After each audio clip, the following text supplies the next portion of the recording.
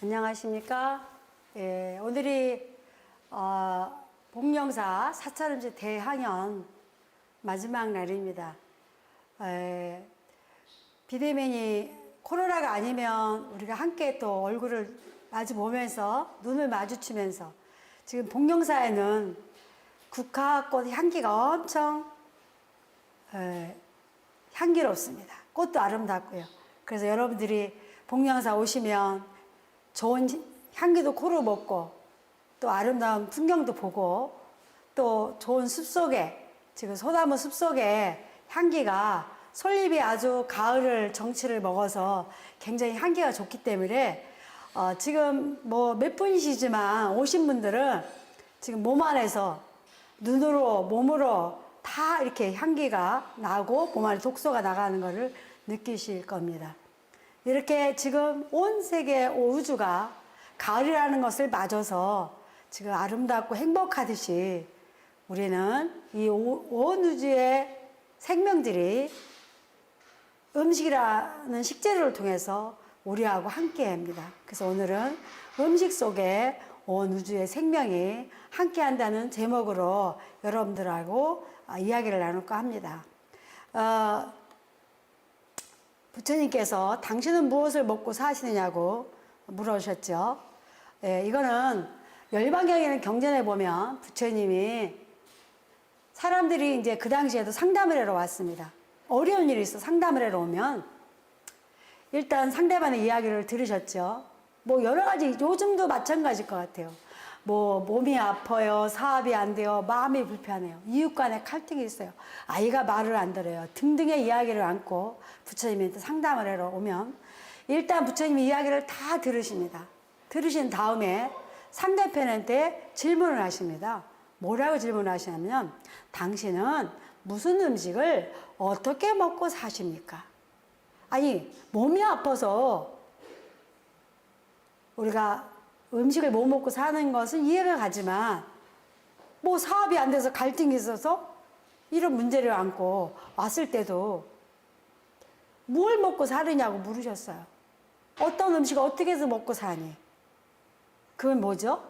음식이 그만큼 우리 생활에서 밀접한 그 연관이 돼 있고 그 해결책이 음식을 통해서 해결할 수 있다는 것을 부처님께서 보여주신 겁니다. 언뜻 이해가 안 가지만 우리가 음식이라는 걸 잘못 먹으면 어떡하죠? 우리가 병들잖아요. 또 안 좋은 음식을 먹고 나면 아이들이 어떡하죠? 그 음식을 먹고 마음이 안 편해. 그러니까 자꾸 나쁜 짓을 하는 거예요. 음료수라든가 가공식품을 먹는 아이들은 성격 자제가 안 돼요.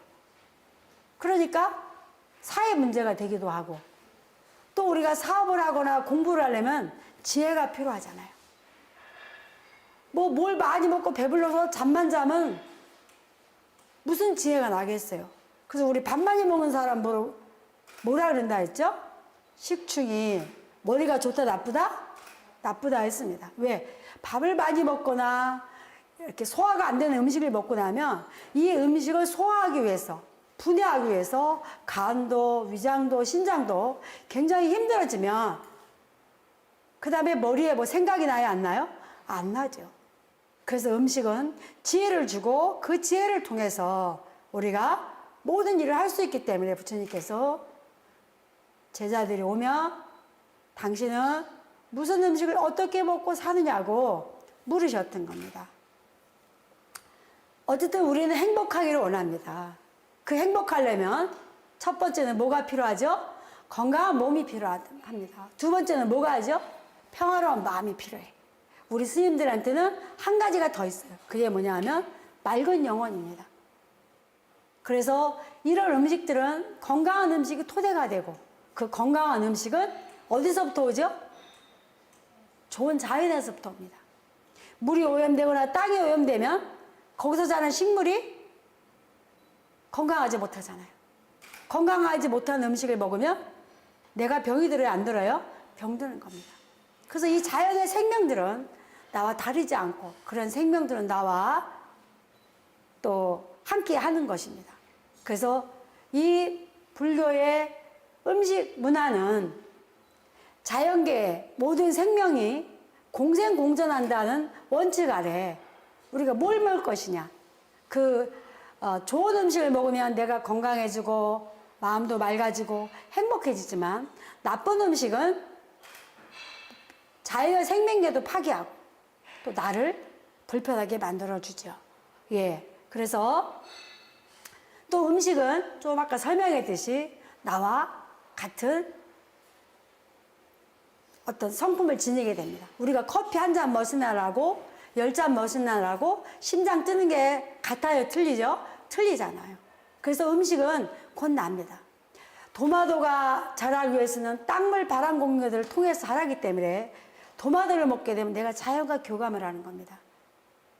어떻게 키웠느냐? 우리가 비닐하우스 속에서 막 비료를 너무 많이 주고 키운 도마들은 먹고 나면 약간 왜 비린내 비슷한 맛이 난다 그러죠. 근데 진짜 내가 도마도를 한번 키워보세요. 그리고 완전히 익은 다음에 따먹어보세요. 그 도마도는 진짜 맛있어요. 저도 어떤 때 도마도 이렇게 안 익은 거를 익혀갖고 시장에서 팔잖아요. 저는 그 도마도를 못 먹어요. 입이 아려갖고. 근데 진짜 누가 다 익힌 다음에 딴 도마도를 사갖고 오셨는데 제가 그 3박스를 너무 맛있어서 눈 뜨면 먹고 밥 먹고도 먹고 나중에 또 데쳐서 냉동실에 넣었다 갈아 먹고 이렇게 하면서 도마도가 이렇게 맛있는 거였어. 막 이렇게 하면서 어릴 때 먹던 도마도 생각을 했습니다. 어떻게 키웠느냐. 그래서 부처님께서 이 음식이 어디서부터 왔냐고 말씀하듯이 어떤 땅에서 자랐느냐에 따라서 내가 도마도를 먹으면서 자연과 교감을 하는 겁니다. 그 다음에 거치고 산화한 음식을 먹고 나면 내 몸과 마음이 거칠어집니다.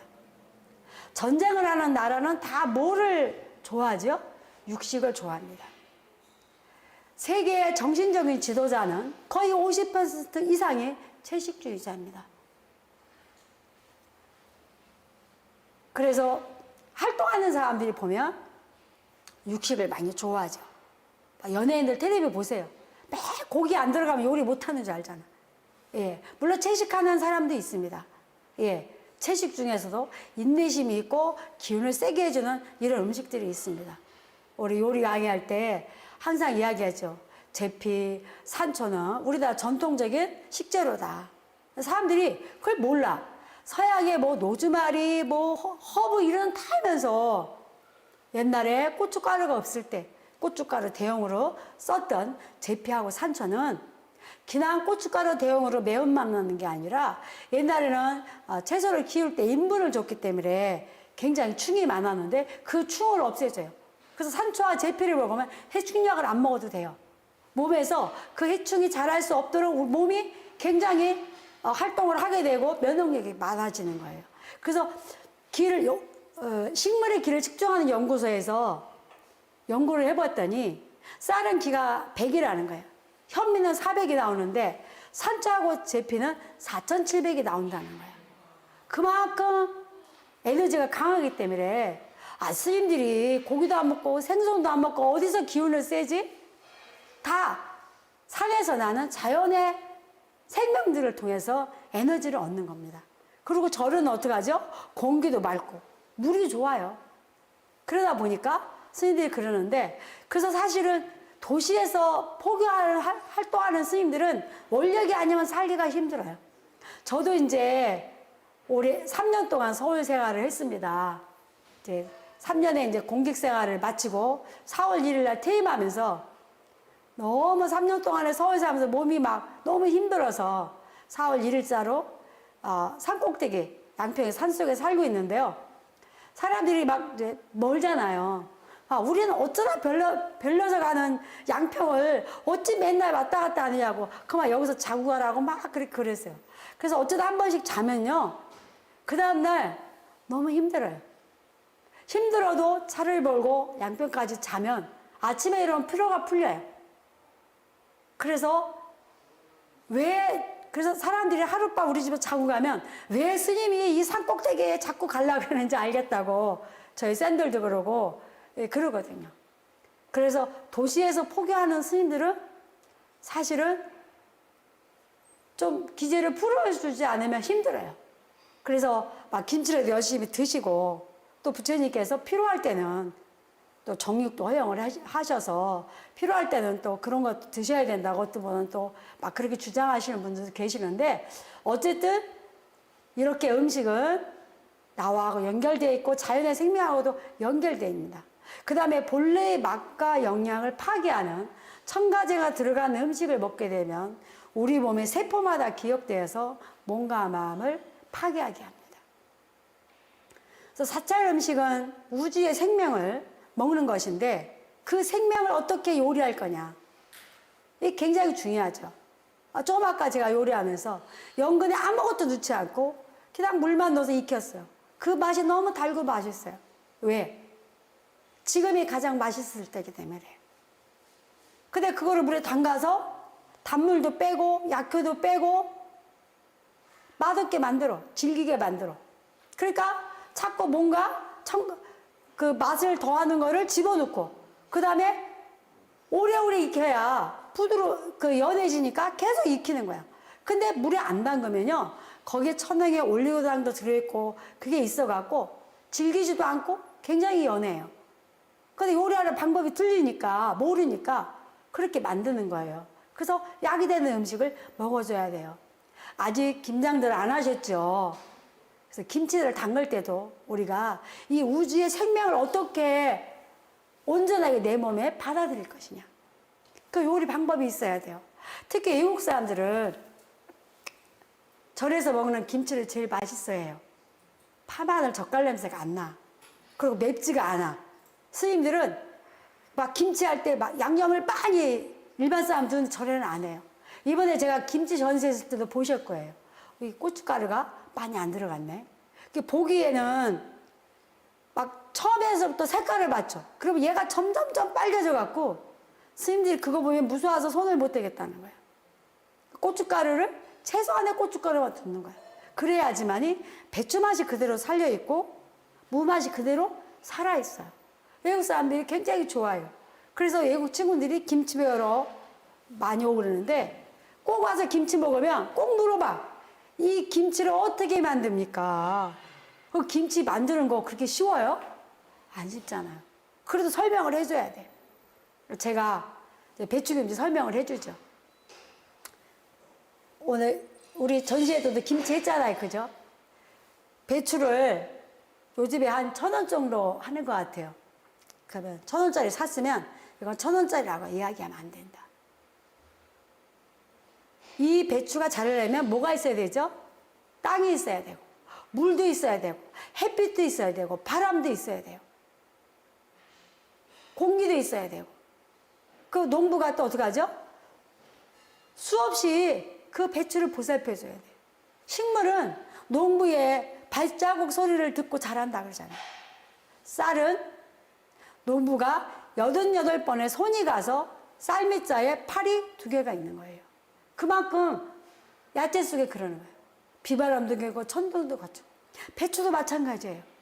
그 배추 속에는 땅의 기운도 있고 물의 기운도 있고 햇빛의 기운도 있고 바람의 공기도 있습니다. 그래서 이 배추는 하나의 생명이에요. 우주의 모든 것을 먹고 있는 생명이야. 근데 우리는 이 우주를 머금는 생명을 우리가 취해서 먹어야 되는 거예요. 그래서 그 배추를 어떻게 행복하게 키워야 되냐. 그것부터 시작이 되는 거예요. 그래서 어쨌든 이렇게 배추가 있으면 개하고 나하고 하나가 돼서 대화를 해요. 배추가 좋아하는 게 뭘까? 단점이 무엇일까? 싫어하는 게 무엇일까? 이렇게. 우리가 아이를 훌륭하게 키우려면 어떻게 해야 되죠? 좋은 점은 올려주고 나쁜 점은 버리고 부족한 건 어떻게 해야죠? 채워줘야 되는 거예요. 훌륭한 사람이 되려도 마찬가지고 내가 이 일을 성공하려도 이 일이 좋은 게 뭘까? 부족한 게 뭘까? 단점이 무엇일까? 이걸 보충해야 되잖아요. 음식도 마찬가지예요. 그럼 배추를 살펴보면 배추는 어떻게 하죠? 이파리가 큽니다. 이파리가 크기 때문에 냉한 에너지를 갖고 있어요. 그 냉한 에너지가 우리 먹고 나면 가슴에 차오르는 열이라든가 머리에 올라가는 열을 내려줘요. 그래서 배추를 먹으면 편안해지는 거야. 위로 올라가는 열이 많으니까. 요즘에 열받을 일이 너무 많잖아. 그죠? 보면 너무 많아요. 코로나 때문에도 힘들고 또 막 많아요. 근데 그렇게 열내고 살 일이 아닌 거야. 그죠? 그래서 배추를 먹으면 다 열이 냉하기 때문에 가슴이 열을 편안하게 해줘. 배추는 물을 많이 좋아해서 물을 머금고 있어. 그래서 배추를 먹으면 몸에 물은 뭐죠? 순환을 시켜주는 거예요.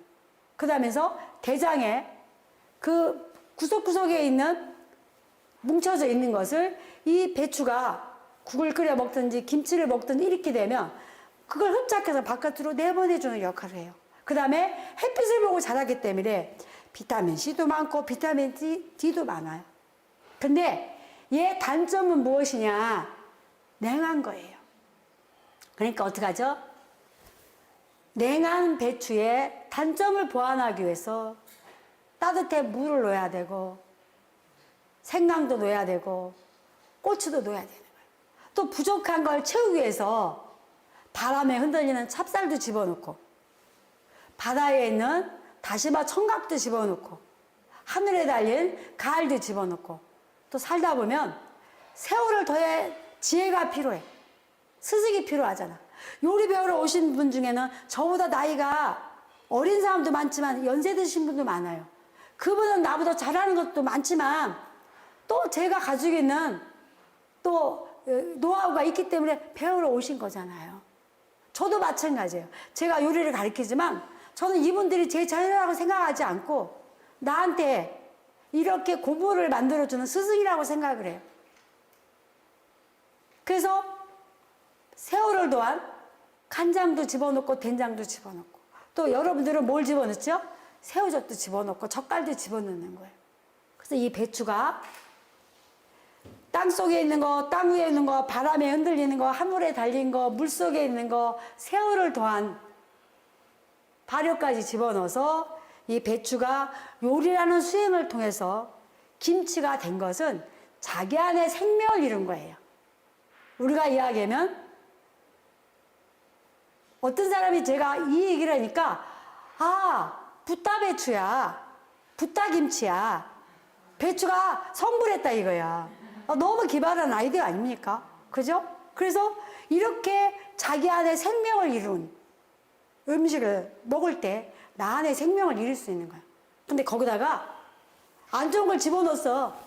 그러면 배추가 죽은 쪽에 갖고 올까요? 산 쪽에 갖고 올까요? 죽은 쪽에 갖고 온 거예요. 어떻게 요리할 것이냐. 우원과 영문도 마찬가지예요. 어떻게 얘를 살려줄 것이냐. 근데 좋은 건 다 물에다 빼고 거기다 첨가제가 들어간 뭐 간장도 집어넣고 뭐 그 발효된 그 조청이 아니고 막 그 뭐 첨가제가 들어간 단맛을 집어넣고 이러면 걔가 생명이 죽은 쪽에 가까웠어요? 산 쪽에 갖고 있어요? 죽은 쪽에 갖고 온 거예요. 내 몸에 생명을 살려주는 음식을 먹어줘야 되는 거예요. 그래서 배추가 양념이라는 수행을 통해서 김치가 다 된 것은 자기 안에 생명을 이룬 것이고 그 생명을 내가 먹을 때 나의 생명을 이룰 수 있기 때문에 우리는 그 배추를 통해서 뭐죠? 자연의 생명을 먹는 겁니다. 사철 음식의 특징은 육류, 어패류, 술, 오신채, 가공식품, 제철이 아닌 음식이 금지식품입니다. 금지식품입니다. 근데 육류와 어패류, 술은, 오신채는 이미 알고 계시죠? 근데 가공식품은 왜 안 되느냐? 아까 조금 아까 이야기했듯이 첨가제가 들어간 것은 내 몸을 파괴하는 원인을 만들기 때문에 사람들이 잘못 알고 있어요. 음식을 할 때 그냥 뭐 채식에다가 조미료 넣고 요리하면 아 나는 뭐 스님들처럼 먹어요 이렇게 했는데 절대 그거 아니죠. 아니죠. 그래서 채식이 아니에요. 사철 음식은 채식이 아니에요. 선식이에요, 선식. 그러면 육식을 금지시킨 이유를 먼저 설명하면 생명관 때문에 그렇습니다. 우리가 살고 있는 세계를 우주라고 이야기하는데 우주 안에 두 종류의 생명이 살고 있죠. 아픔을 느끼는 생명체. 사람, 동물, 어패류, 조루.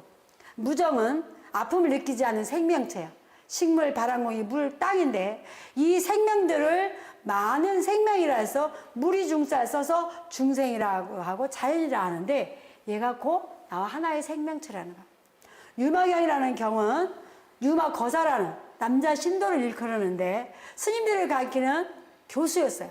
스님들 제자들, 부처님 제자를. 어느 날 아프다고 공포를 해요. 그러니까 부처님 제자들이 아니 생사를 초월한 도인의 경지를 나갔는데 왜 아프다 그러느냐. 그러니까 부처님이 이유가 있을 것이다.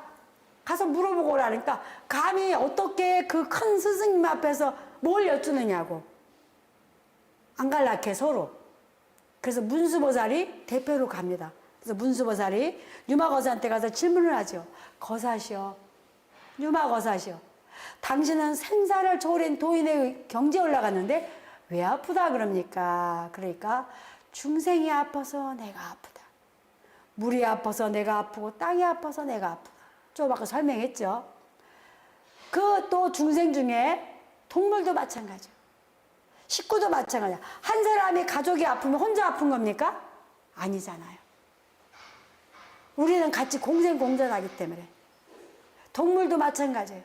닭은 엄마 아빠 뿅아리도 놀러 다니면서 꽃도 보고 하늘도 치다보고 물도 먹고 놀았는데 사람들이 욕심내서 어디다 가둬놨어요? 양계장에다. 갇혀있으니까 스트레스 받으니까 면역이 떨어져. 그러니까 향생제 줘야 돼. 또 빨리빨리 키우려고 13년 이상을 키우는 닭을 1년도 키우고 요즘엔 닭다리에다가만 성장 촉진을 넣어서 보름 만에, 열흘 만에 닭을 잡는다는 거예요. 이렇게 키운 닭은 아이들이 먹게 되면 어떻게 되느냐. 생리를 빨리 하고 가슴을 나오게 하고 성적 호르몬이 흐르고 성범죄의 원인이 되고 13세 전에 생리를 하면 자궁만 유방암에 노출된다는 거예요. 지금 어른도 마찬가지예요. 여기 복령사에서 요리 배운 사람인데 엄마 아버지가 다 유방암에 걸렸다는 거예요. 그래서 내가 닭고기를 참 좋아하시는가 봐요. 그랬더니 일주일에 한 번씩은 닭을 먹는다는 거예요. 그래서 남자들 유방암에 많이 걸리는 이유가 성장 촉진제를 넣어서 키웠기 때문에 그런 것들이 몸에서 호르몬 결합을 일으켜서 유방암의 원인이 되는 거예요. 그런 것들이 성장 촉진제가 뭉쳐갖고 풀어지지 않으면 그게 붙으면 혹이 되기도 하고 내장에 가서 붙으면 혹이 뭡니까? 암이 되기도 하는 거죠.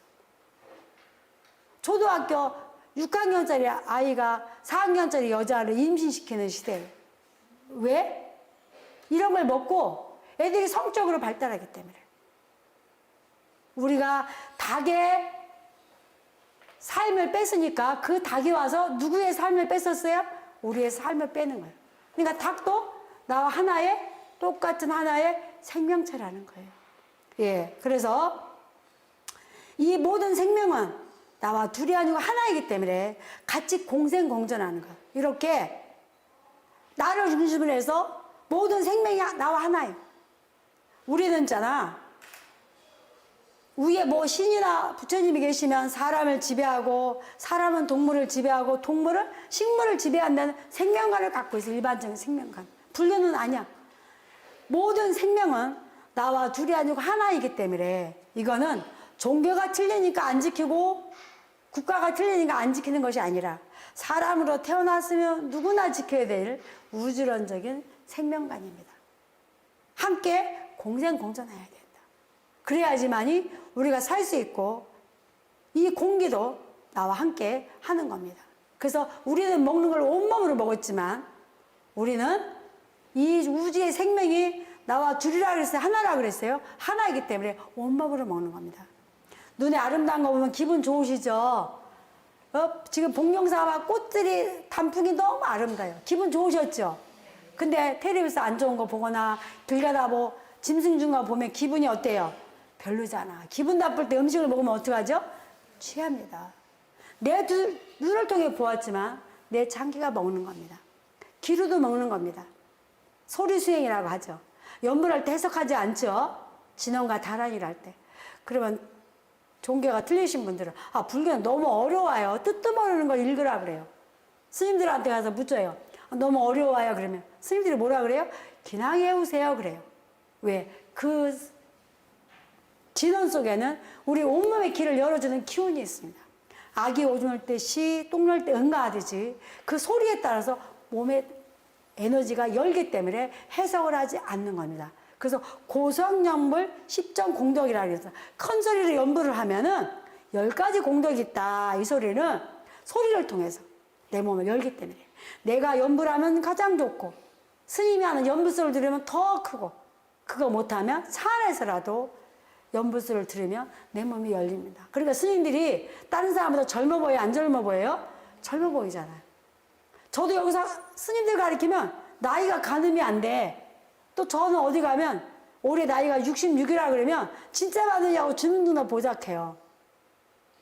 이런 소리 수행을 통해서 부처님은 어쨌든 우리한테 너무나 지혜롭게 건강하게 살 수 있는 방법을 진짜 많이 알려주셨어요. 지혜롭게. 그래서 기를 통해 드는 겁니다.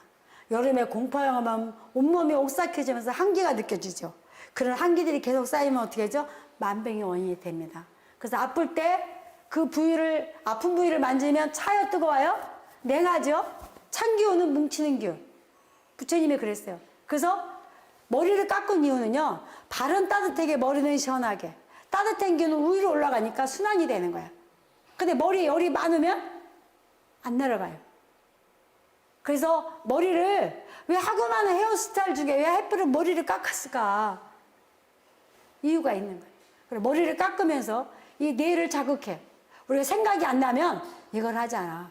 그래서 옛날부터 쪽을 예쁘게 잘 찐 사람이 남편을 출세시킨다 그래서 머리를 자극하기 때문에 지혜가 난다는 거예요. 그래서 집에서 빗을 빗을 때도 이렇게 헤어 드라이기로 하지 마시고 머리 말리시고 찬빗이나 대나무 빗으로 빗어보세요. 열이 많은 사람은 찬 기운인 대나무 빗으로 빗고 몸이 냉한 사람은 참나무 빗으로 빗는 거예요. 그러면 머리도 덜 빠지고 그래요. 이걸 자극하면 여기 있는 지방이 분해가 돼서 머리가 덜 빠져요. 머리가 빠지는 게 왜 빠져요? 너무 습하거나 그러면 지방이 많으면 썩잖아 뿌리가. 열이 많아도 썩잖아. 물이 많이 차면 뿌리가 썩듯이 똑같아요. 그래서 머리가 잘 빠지는 사람은 거기다가 열체질이에요. 예, 그래서 어쨌든 부처님은 우리한테 삭발을 통해서도 이렇게 건강하게 살 수 있는 방법을 해준 거. 그렇다고 뭐 다 삭발하는 소리는 아니고요. 다 삭발하면 좋지. 머리카락도 안 떨어지고 저리 와서. 그 대신 머리를 열심히 빗으로 자극을 주면서 빗을 하는 소리입니다. 그래서 딴 데는 소리를 통해서 내가 몸이 냉해지면 병이 오듯이 딴 데는 암이 있어도 심장은 암이 없다는 거야. 왜? 항상 따뜻하기 때문에. 심장에 암이 가혹가다 발견되는데 그 사람들은 심장에서 먼저 발사하는 게 아니라 다른 곳에서 안으로 들어간다는 거예요. 그래서 귀를 통해 들었지만 내 장기가 어떻게 하죠? 먹는 겁니다. 그 다음에 피부와 코를 통해서도 우리가 공기도 먹고 향기도 먹는 겁니다. 가장 좋은 향기는 연꽃의 향기입니다.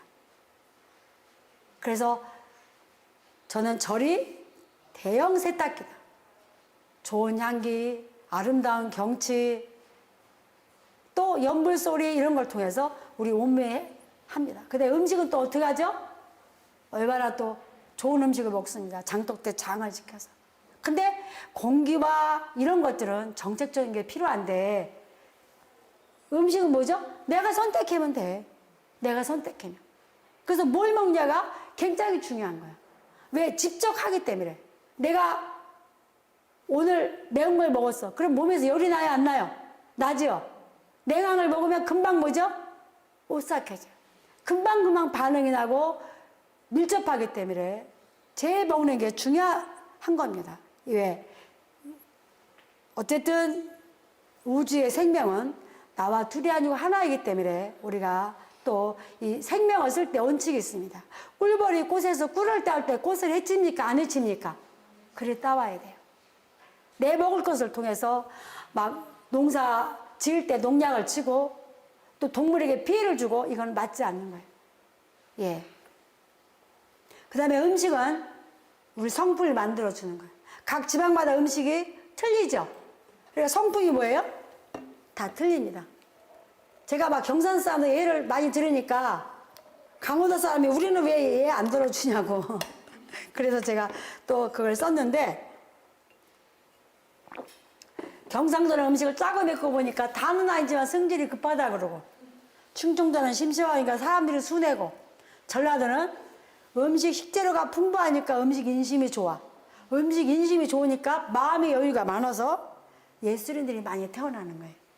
이렇게 좋아하는 음식에 따라서 그 지방 사람의 성품을 이야기하듯이 우리도 뭘 먹었든 우리 성품이 주어지는 거예요. 마찬가지예요. 가족들. 아이한테 막 그 가공식품 먹이고 육류 주고 왜 공부 안 하느냐고 싸다니지 말라고 그렇게 말해도 소용없어. 엄마가 그렇게 줬으니까. 큰 스님들이 그렇게 막 파마늘 먹고 육류 먹고 그렇게 장 잡으라 앉아서 공부 못해요. 그걸 먹으면 앉아 있을 수가 없는 거예요.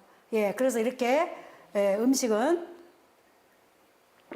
우리 마음을 만들어 주고 그 마음에 따라서 뭐죠? 어떤 나라가 형태가 이루어져. 아까 그랬잖아. 전쟁하는 나라는 뭐를 좋아한다? 육식을 좋아한다. 그 다음에 이제 음식은 생명을 받기 위해서 먹어. 배고파 죽겠다, 배불러 죽겠다. 이왕이면 어떻게? 건강하게. 그걸 채식과 자연식이라는데, 사찰 음식은 생명 플러스 건강 플러스 지혜, 도를 줘야 돼요. 세상에 건강하게 오래 사는 사람 많지만 그분들이 인격을 갖추지 않았다는 거예요. 그리고 영적인 에너지를 갖지 않았다는 거예요. 스님들은 이 세 가지를 다 갖춘 음식을 먹고 있는 거예요. 특히 한국은 선불교 중심의 수행을 하기 때문에 세계에서 한국의 사찰 음식을 사람들이 최고라고 그렇게 이야기를 하는 거예요. 스님들이 수행력이 틀리기 때문에. 예. 그래서 그렇습니다. 그래서 음식은 선식의 재료는 정적인 에너지를 갖고 있다. 동적이면 바깥으로 내치다는 마음이 나는 거, 정적은 내재된 음식을 이해합니다. 근데 동적인 음식 중에서도 우리가 어떻게 먹을 것이냐. 육류나 어패를 오신 채에는 술까지는 부처님이 필요할 때는 권해주셨습니다. 수행을 위해서는 안 먹었지만 내가 수행자야. 내가 육식이 필요해. 어패류가 필요해. 그럼 평생을 취해라. 근데 그 정류가 있어. 내가 몸이 많이 아플 때는 내가 눈으로 보고 듣고 죽이지 않은 삼정육이라 그래. 그거를. 내가 병이 위중하진 않지만 예방하고 치료하기 위해서 먹어야겠다 그러면 종류가 늘어나요. 몇 사람이 손을 거쳤느냐, 어떻게 키웠느냐, 어떻게 죽었느냐. 그래서 5종류, 7종류, 9종류까지 갑니다. 신자들은 달력을 열면 10제일이 나오죠. 그 10제일은 육식을 하면 안 돼요. 그날은 짐승에게 자비를 베풀어야 돼. 내가 짐승에게 자비를 베풀기 위해서 육식을 안 하면 어떻게 되느냐? 내 몸에서 독소가 나간다는 거예요. 태어나서 한 번도 육식을 안 한 사람은 절대 암에 노출이 되지 않는다는 거예요. 그래서 우리가 사실은 너무 많이 먹죠. 특히 우리나라 사람은 육식을 많이 하면 대장암, 유방암 이런 거 많이 걸립니다. 왜 그러냐 하면 우리는 동양인의 체질은 장의 길이가 길어요. 그래서 육식을 많이 하면 대장암이라든가 유방암에 많이 걸려요. 지방을 분해할 수 있는 체질을 타고나지 않았어요. 제가 미국에 가보니까 눈이 막 쌓였는데 그 아이들은 신발도 안 신고 맨발로 양말도 안 신고 걸어 다녀요. 우리는 발 시려 죽겠는데 어떻게 저러냐니까 체질이 틀려서 그런다는 거예요. 우리는 추운데 쉽지 않죠. 체질이 틀려요. 우리는 육식을 많이 하면 안 돼요. 그래서 부처님이 육식을 할 때는 원칙을 정해서 절대 주식보다 많이 먹어서는 안 돼. 밥량보다 많아서는 안 된다. 그리고 육식이 하나면 두세 배 야채 함께 먹으라는 거예요. 그리고 많이 먹을 필요가 없다는 거예요. 우리는 사실 너무 많이 먹잖아요.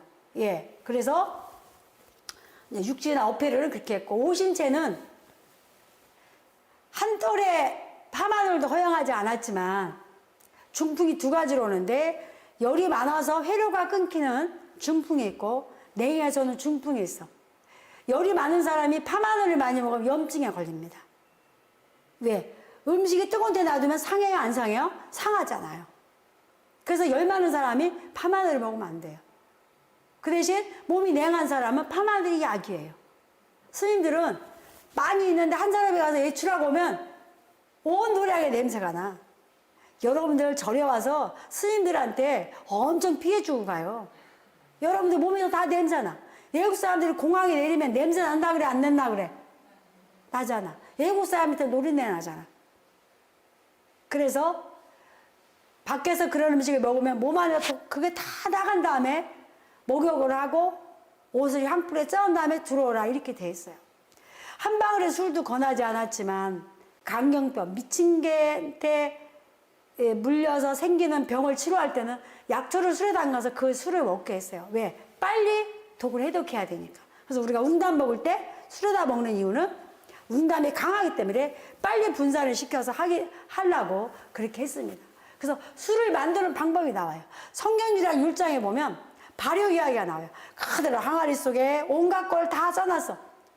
뭐 뿌리, 열매, 이파리, 곡식, 육류, 어피류를 다 해서 그거를 어떻게 지금 말하자면 효소, 젓갈 이런 걸 담그는 방법이 나와 있는 거예요. 그래서 그것을 3, 4년이 지나면 짙은 갈색이 됐을 때 그냥 먹으면 너무 강하고 옅으면 약효가 없으니 연한 갈색이 되게 타먹으라고 색깔까지 이야기해 놓으셨어요. 너무 재미났지 않아요? 경전에 있는 음식 문화 연구에도 우리는 할 게 너무나 많은 거예요.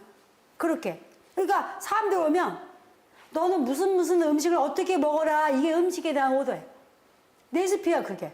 예. 그래서 어쨌든 술까지 다 부처님이 필요할 때는 허용을 했다. 근데 가공식품은 아니에요. 왜? 불교는 음식이 뭐라 그랬죠?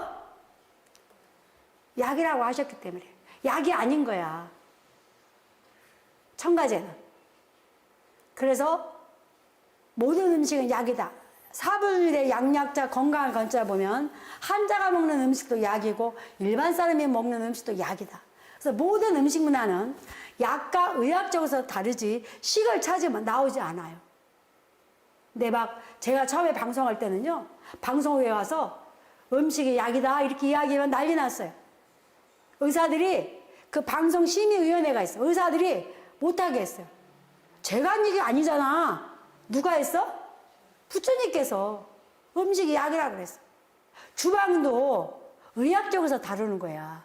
주방은 사람의 생명과 건강을 다루는 거기 때문에 이 티벳에 가면 가장 좋은 자리에 부처님이 계시고 그 다음 자리에 주방입니다. 그래서 주방에 들어갈 때는 반드시 발을 닦아라. 인형 걸어다녔잖아. 왜? 안 닦고 들어가면 발에서 먼지가 나. 여기 다 쓰레빠 신고 들어오게 돼 있잖아요. 그 다음에 발 씻는 세숫대에다 발을 닦고 발 닦기에다 발을 닦아라. 그 다음에 손 씻는 세숫대가 따로 있어. 손을 닦고 손 씻는 수건을 따로 비춰라. 그래서 우리는 본래 세숫대를 상중하 3개를 써야지 받는 거야. 그릇은 어떻게 보관할까 하시면 깨끗이 씻어서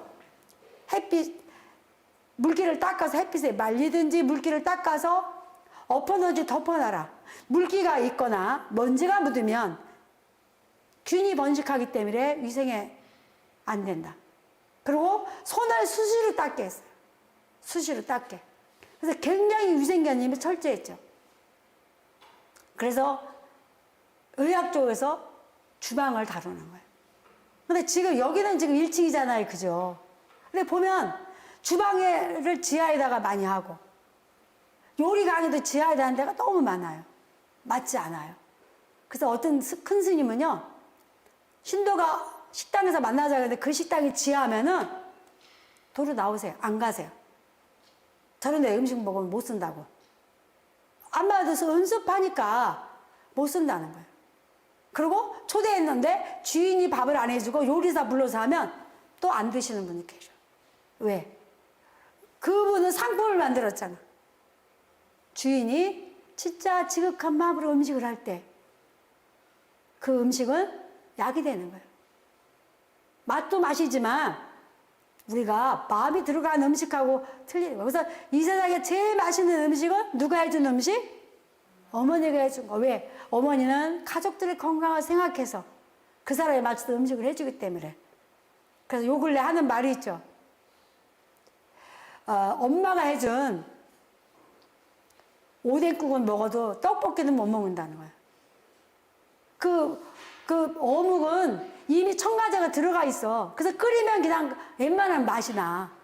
조미를 많이 안 넣어도. 근데 떡볶이에는 일반 가게 식당에서 하는 것만큼 조미를 많이 못 넣는 거, 엄마는. 그래서 맛이 안 나. 그래서 엄마가 해준 오뎅국은 먹어도 엄마가 해준 떡볶이는 애들이 맛없다 한다는 거야. 얼마나 길들여졌는지, 입이. 저도 처음에 이제 사무실에 가서 맨날 식당에 가서 밥을 먹어야 되는데 밥이라도 안 먹으면 또 직원들과 만날 시간이 없는 거예요. 제가 가서 이제 밥하고 김치를 갖고 왔는데 토하려고 그러더라고. 중국 쌀에다가 막 조미료 밥 먹어요. 그 참 먹을 수가 없는데 그것도 물에 씻어 먹으면 그럴 것 같은데 그나마 그것도 물에 안 씻으면 안 넘어가니까 겨우 씻어서 안 그러면 짠지 이런 거 갖고 밥을 먹었어요. 그런데 한 일주일쯤 지나니까 그 김치가 먹을만하네.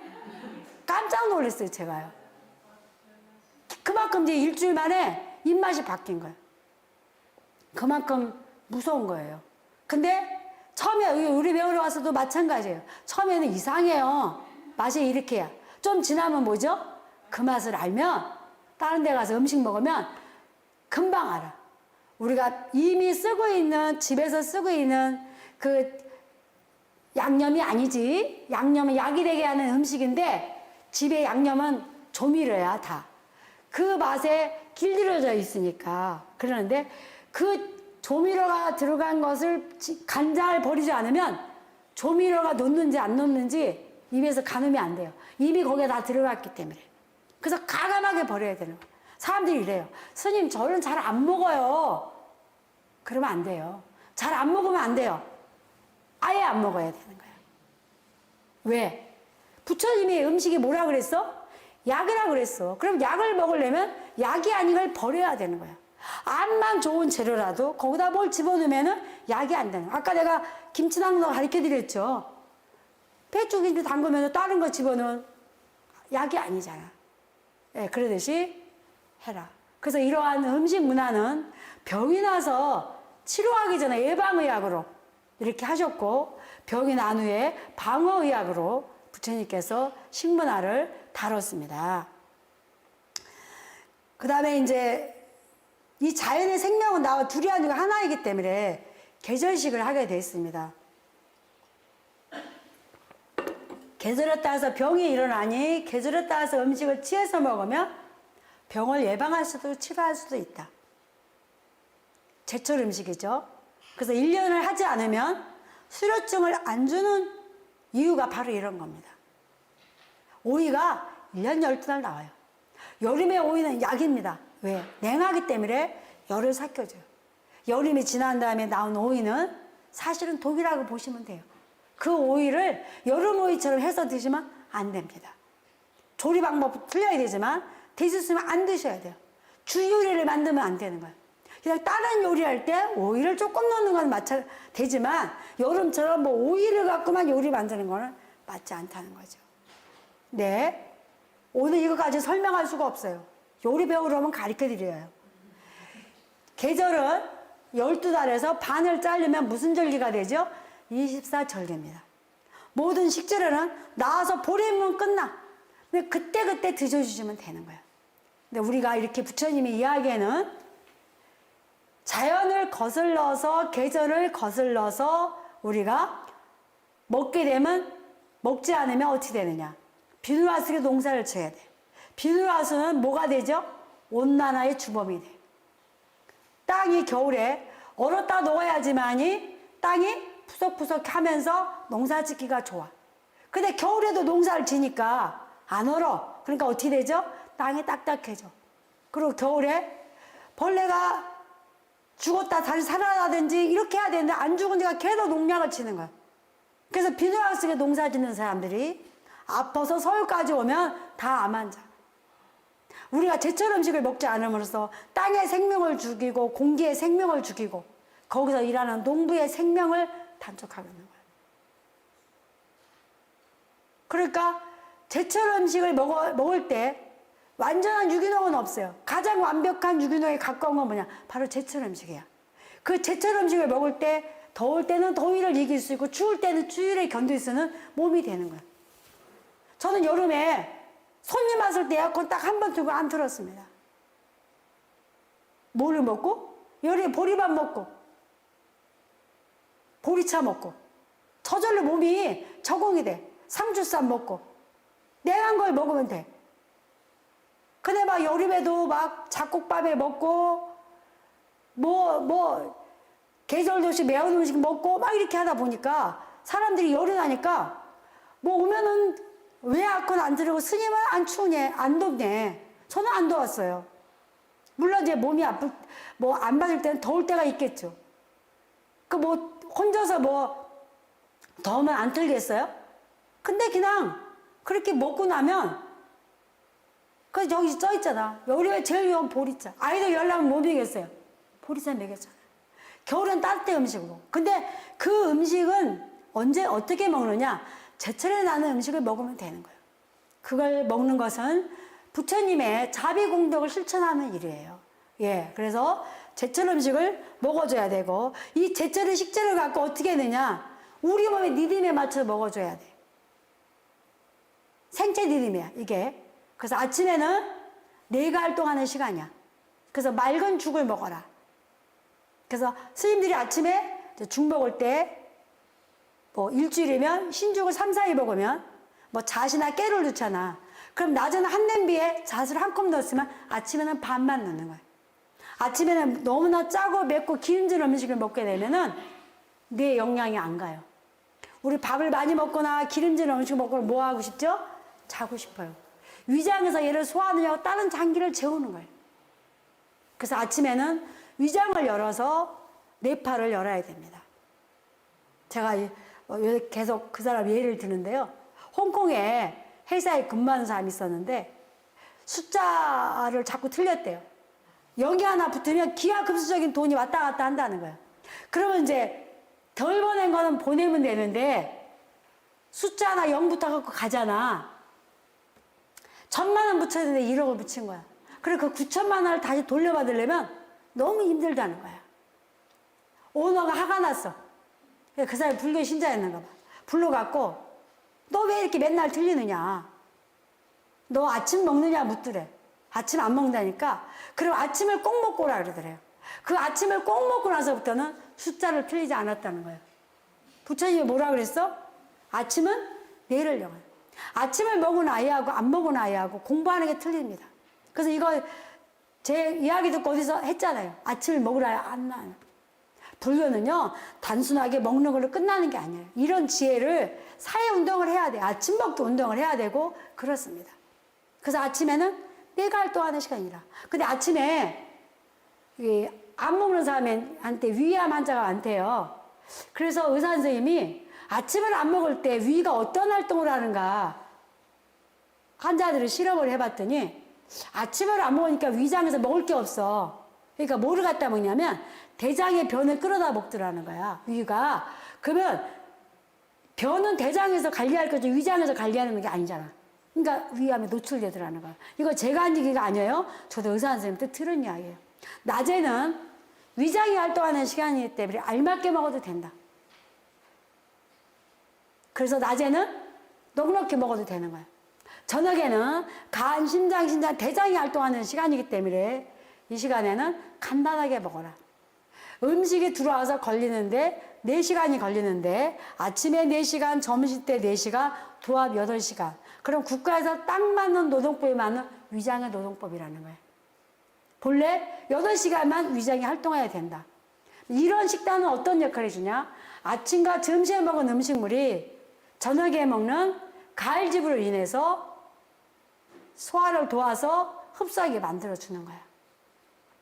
그래서 이제 물론 일종식 하는 스님들이 이제 문문가는 일종식을 합니다. 그것은 방 하나에 목욕탕 하나뿐이 없어요. 거기서 밥을 2끼니 3끼니 먹으면 병나서 죽습니다.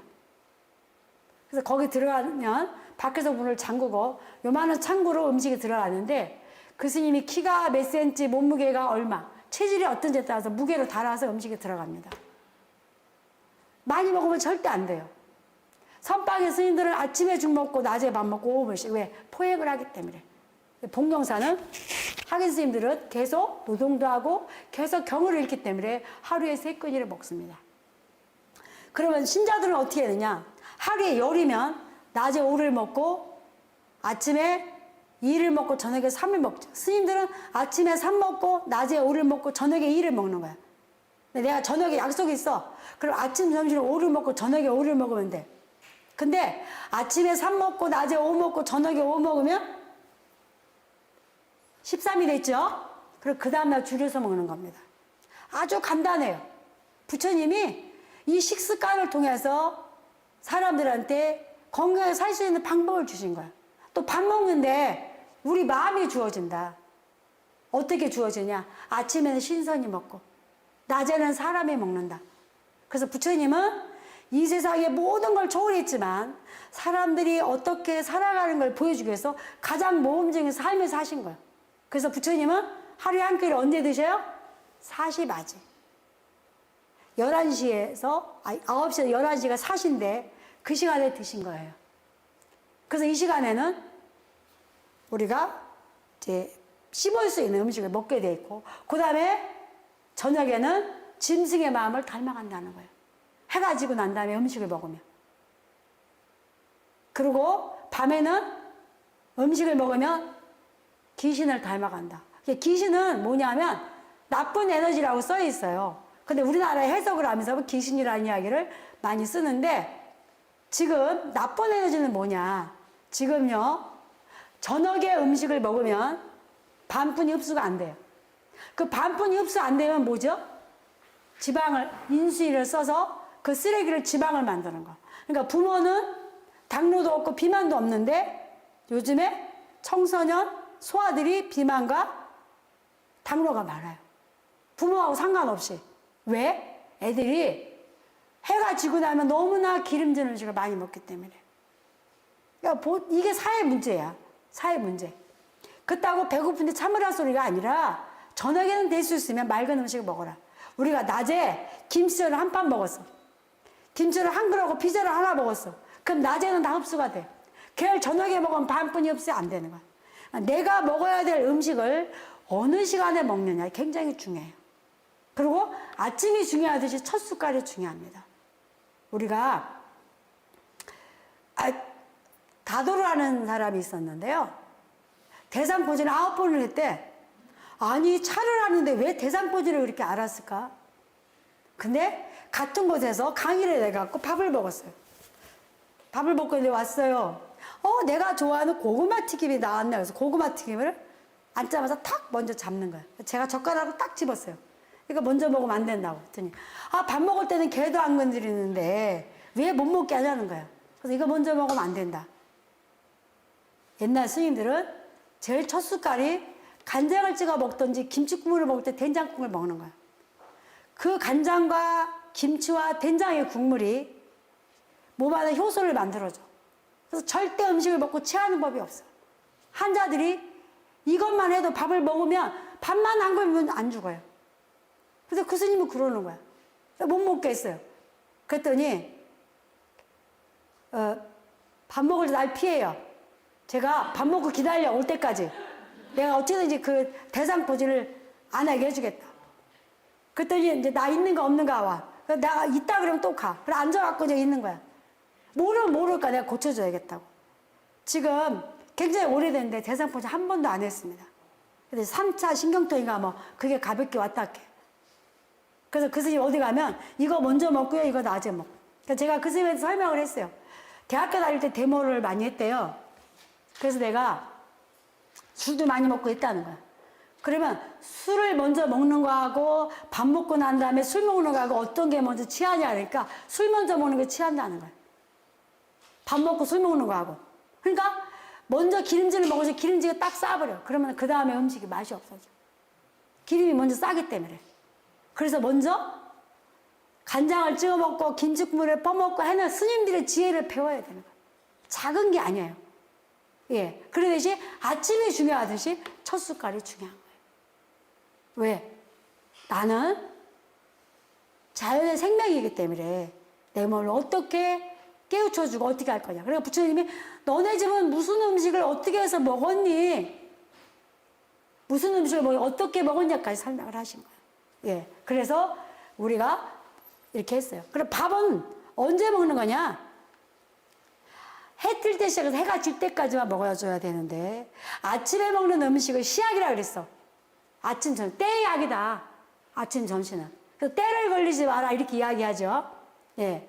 저녁에는 간식은 씹은 약이야. 그래서 시간과 시간의 중간을 분이라고 하죠. 그래서 아침과 점심 양의 반만 먹는 거야. 간식과 저녁은. 이제 아셨죠? 예. 그래서 뭘 먹는가도 중요해. 진정수나 종신약은 이제 평생 동안 먹어야 되는 거, 몸이 아플 때 먹은 음식의 종류를 이야기합니다. 그 다음에 이제 죽이 스님의 대표적인 음식인데 소식을 하라 그래서 부처님이. 일본의 영평산 절이 있는데요. 그 절에 스님들은 하루에 1300, 많아야 1700 이렇게 먹었어. 근데 우리나라는 성인이 먹어야 될 칼로리가 몇 칼로리? 남자들은 2500, 700, 여자들은 2500에서 2200까지 먹죠. 그러니까 일본 식약청에서 영평사 스님들한테 스님들 너무 칼로리 작습니다. 1000칼로리 이상 올리라 그랬어. 그러니까 스님들이 뭐라 그랬냐면 너네 식약청이 생기기 전에 100년뿐이 안 됐고 우리는 1000년이 지나도 이렇게 먹어도 건강하게 수행을 잘하고 있지 않느냐. 그러니까 우리는 더 이상의 칼로리를 올리지 않겠다고 했어요. 지금 우리는 칼로리가 전부 서양에서 왔어.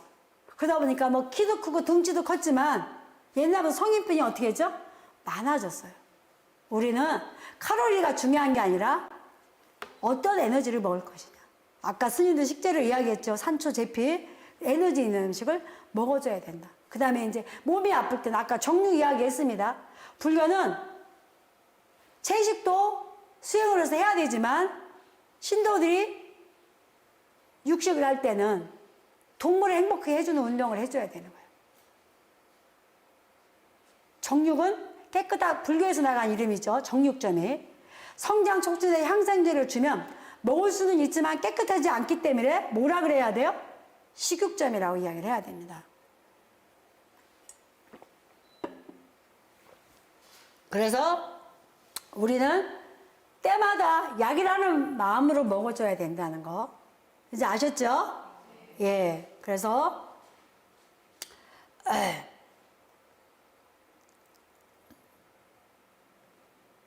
똑같은 우리가 음식이지만 요리를 하는데 아침에는 맑게 끓여야 돼. 간장에다가 그냥 끓이는 거야. 이제 스님들 이제 가을 되면 호박국 많이 드시는데요. 아침에는 그냥 소금 넣고 이렇게 고추 넣어서 호박국을 드세요. 낮에는 뭐 기름에도 볶고 들깨를 넣어서 해요.